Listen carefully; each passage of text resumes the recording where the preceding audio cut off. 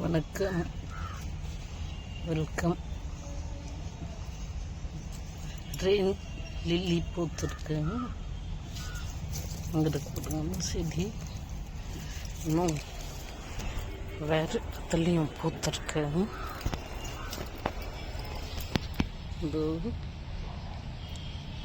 நேற்று மழை பெஞ்சிருக்கு, இன்னைக்கு பூத்துருக்கு. அப்படியே இருந்துச்சு இந்த செடி. உடச்சி எடுத்துடலாம்.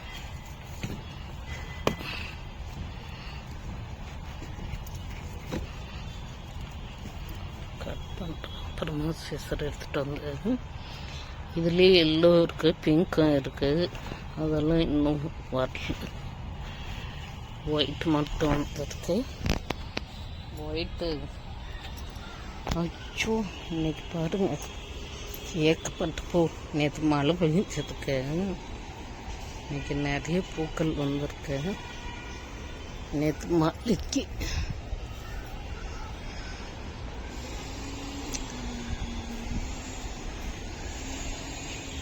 மழை பெஞ்சதுக்கு இவ்வளோ பூக்கள் வந்திருக்கு. அடுத்து நம்ம செல்லக்குட்டீஸ் பட்டன் ரோஸ் மழை பெஞ்சதுக்கு தான் இவ்வளோ பூ வச்சிருக்கு. அவ்வளோ குடிக்குது மழை தண்ணி அவங்களுக்கு.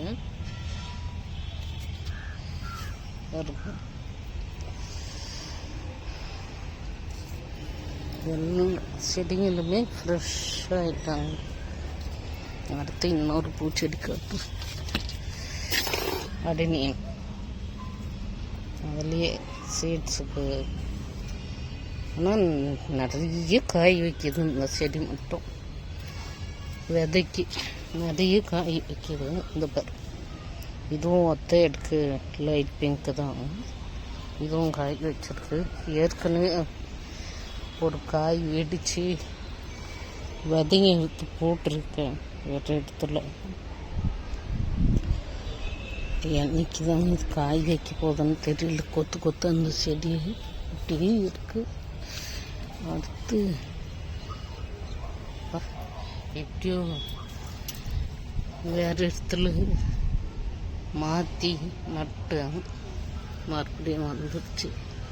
அந்த மிக்சிங் பாருங்கள், இந்த ஒயிட் அங்கே இருக்குல்ல, அதோட மிக்ஸ் ஆகிடுச்சு அது. அடுத்து நம்ம கோவை கொடி எப்படி இருக்குது, அவ்வளோதான் இருக்குது. பூ எப்போ வைக்கிறதுன்னு தெரியல, காய் எப்போ வைக்கணும்னு தெரியல. சைனீஸ் வயல் வரும் க்யூட்டாக இருக்கு.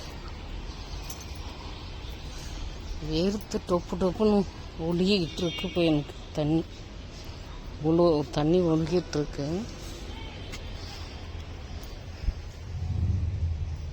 இந்த வெட்டுக்கிளி எப்படி சாப்பிட்டு முடிச்சுட்டு போயிருக்குன்னு பாருங்கள். சரி வளரட்டும்னு நேற்று விட்டேன், இதை பறிச்சுட்டேன்.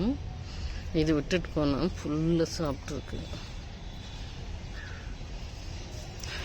இது வந்து கரும்பு முருங்கை விட்டுருக்கு. வேர் பிடிச்சிருச்சு எப்படியோ.